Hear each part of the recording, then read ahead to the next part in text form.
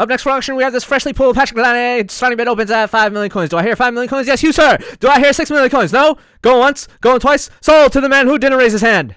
And that's you. You didn't raise your hand. Did you see anyone else not raising their hand? What are you doing? You just spent 5 million coins on 85 overall. Are you crazy? And now, what do you do? Well, I'd start by changing your gamertag so that it would be harder to find you and you may not have to fulfill that obligation that way. Anyway, my fun is over. Welcome to the video on auction house sniping filters. These are just a few that I've been using to make my coins. We're not just going to be going over auction house filters. It's just the main topic. I'm going to share with you guys some of the other flips that I got, as well as more tips and tricks so that you can try selling Patrick Laine for 5 million coins. I mean, so you can make coins in NHL 20 HUD, of course. A small yet successful venture has been in the world of arenas. Some people, they go around the continent visiting all of these arenas. I just stick to the Hurricanes arena. Because if you are unaware, the Hurricanes arena allows you guys to do the Storm Surge celebration when you win the game. Some people have said that you can also have the Carolina Hurricanes logo and jersey on you when you win. However, the arena makes it so that you can have whatever jerseys and logo that you want, and you still are able to do it. Since the beginning, I've been scooping up these Hurricane arenas for under 15K, as you saw in the clips, and I've been selling them from anywhere between 20 and 50K. Who would spend 50K on an arena? I don't know, not me. But for people who already built their team, they have millions of coins invested in their team, they're going to pay for something like this because they want to just take it to that next level. They want to enjoy their victories. So what I just showed you was me looking through a bunch of players' prices because I have a trade to announce. This Carolina Hurricanes arena for these 4 players who at the time collectively were going for 50K. Now, probably a little bit less, but that's okay because I already sold them for about 50K, so I don't care what they're worth right now. You can see I put up this Austin. Nope, I changed my mind because I forgot his price already. I put up this Giordano. Nope, wait. Giroux, I remember your price. No, I don't. Okay. Try that again. Giordano going for about 9K. Matthews, my USA boy, going for 20K. Giroux, 12K, and Rantanen, whatever's left over because I don't remember. Here's a 20K sale, here's another 20K sale, here's the 50K trade, and I sold a few of them early on, and I don't feel like digging through my 700 ended auctions. So in a previous video, we talked about flipping cards related to new events coming out. We talked about the fantasy event, where I was able to flip a card and make 100K coins. Well, you can do something similar with the leaders event, except, well, your gains from selling a card probably won't be as big. For me, I honed in on this Eriksson card because he's an 80 overall with 2 sustained pressure points. As I said in my leaders breakdown video, perfect for anyone trying to activate sustained pressure on a budget. The night of this card's release, it was going for 13K and selling rather frequently. However, a lot of people pulling him didn't quite understand why he's worth more than 1,000 coins, so they put him up for around that number. I was buying them, selling them instantly for 13K, and then as his price started going downward, I ended up just keeping them, waiting until he's out of packs, and now I'm going to sell them when his price is a little bit higher. All in all, probably made 100K just off of this guy, but maybe 30 of his copies or something. Speaking of events, there's another kind of event going on as we speak. It's in competitive seasons where players are going to be forced to only use left-handed players. So in the auction house, if you set your filters to left-handed players, you'll find that these cards are going for a little bit higher than what they normally go for. I broke it down even further because 2,000 items is a little bit too much to look at. I made it so the overall rating is at least 83. Looking only at defensemen. Just kidding, it's actually 84, sorry for lying to you. But some of these cards, like this Ray Bourque 87 overall, I know he was going for under 100K. Now he's going for over 100K. Then you have classic NHL Shea Theodore, who's going for under 120K. Well, now he's over 130K. Then I looked at a base card like Base Hedman, who a lot of people are going to have to pick up because they don't have a whole lot of other options for lefty defensemen that are good. His price ended up jumping up to about 30 to 40K when it was going for less than 20K. If you catch these competitive seasons early, you can cash in on it because you can just buy up all the good players that you think that people will buy and then sell them for a much greater price.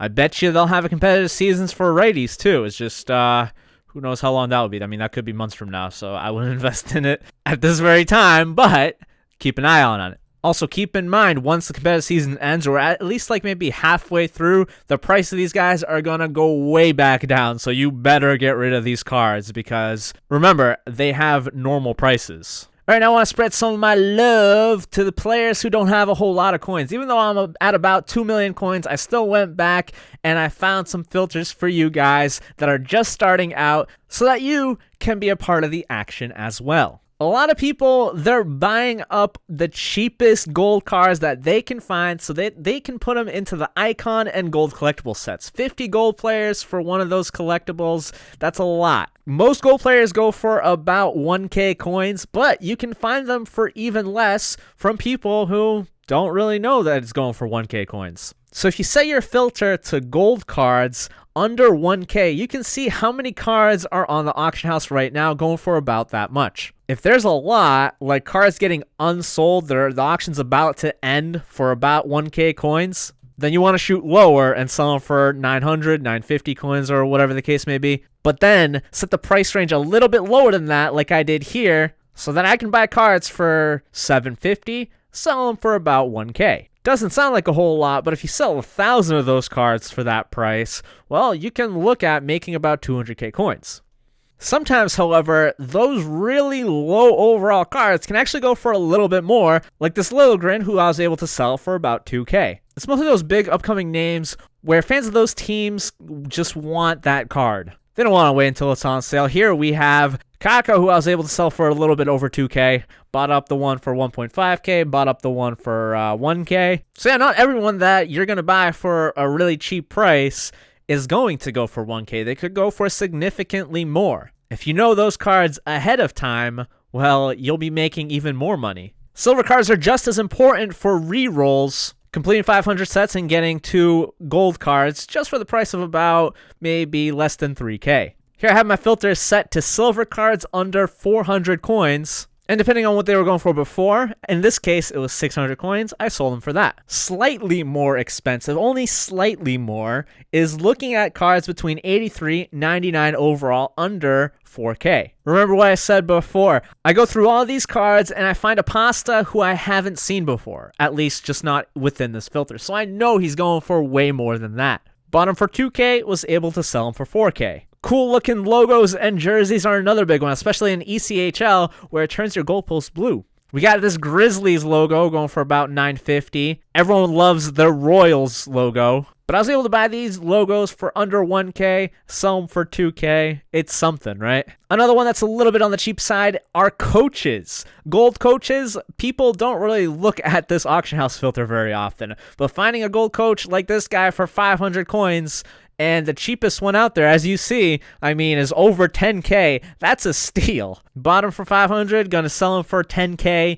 That's ridiculous. Thanks to the coaches pack, prices of coaches are a little bit smaller now, but all it means is you'll be making less money because you're looking for coaches even cheaper. Something that I like to do is hope that the guy that is selling the card doesn't know the price of his coach. He had a small starting price, so I go in and I send him a trade offer, give him like a base card, like an 83 overall, make him think that, well, it's a good trade. And, well, sometimes people accept, other times they don't.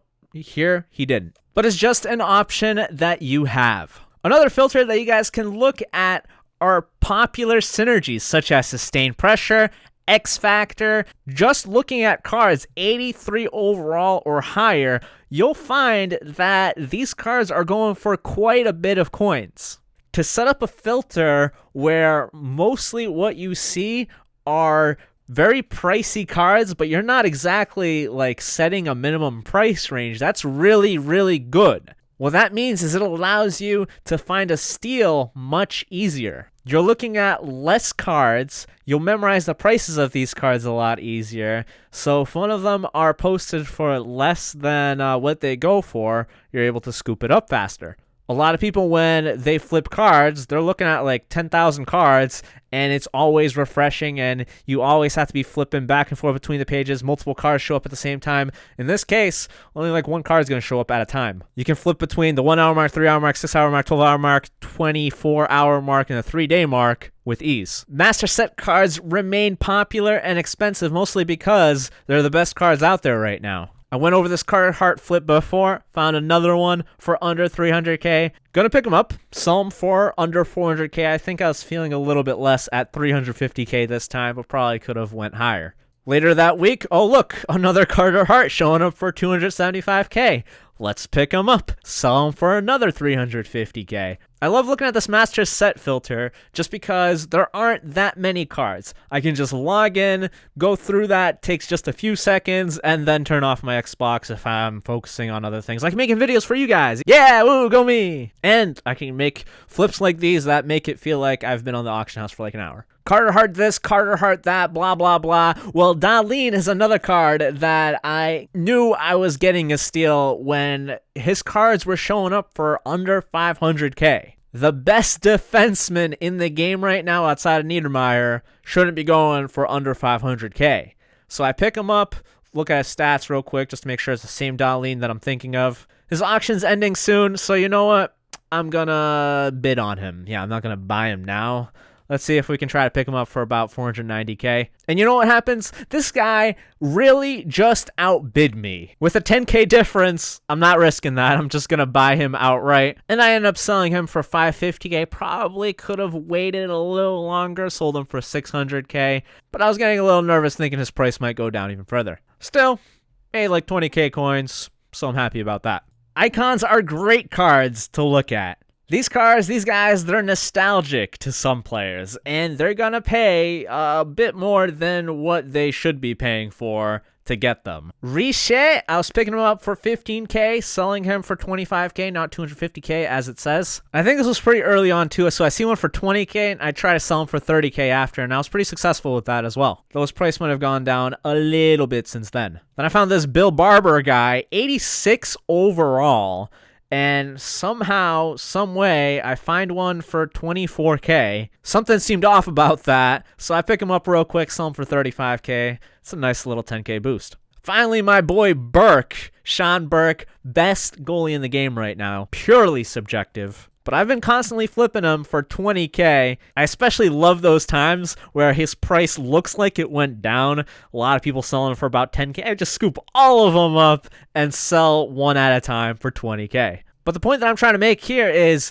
filtering just your basic icons are a great way of making coins because you can keep an eye out on those cards that are going for more than what they should be based on their stats. Find your own icons that look like they could use a flip in and follow the same tips that I showed you guys here so that you guys can make coins like I do. Alright, so we've come to an end on this video. I'll be sure to come back again in the future with some more auction house tips. In the meantime, let me know if you guys have any questions, anything I can help you guys with. Feel free to provide some of your own suggestions on great auction house filters so that you can set your eyes on the right cards.